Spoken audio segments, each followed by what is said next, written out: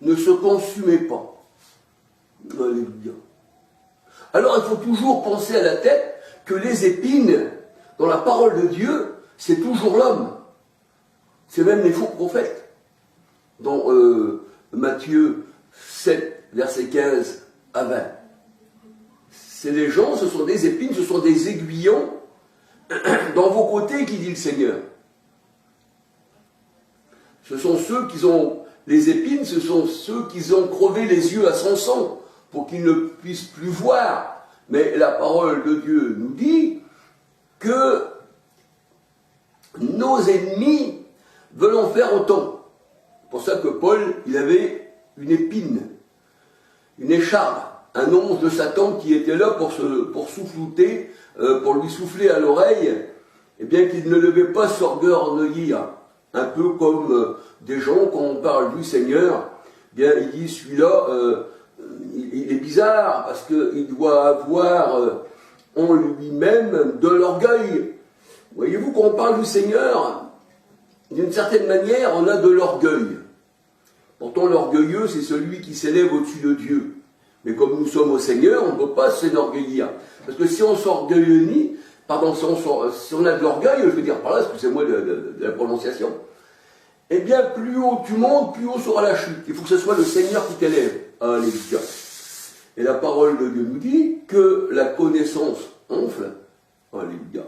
Enfle.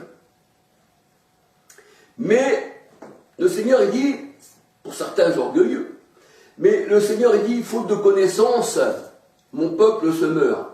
Osée 4, 6, 14. Le Seigneur même, il t'enlève le sacerdoce. Il ne voulait pas de personnes qui n'avaient pas de connaissance. Il fallait avoir la connaissance du Seigneur. Alléluia.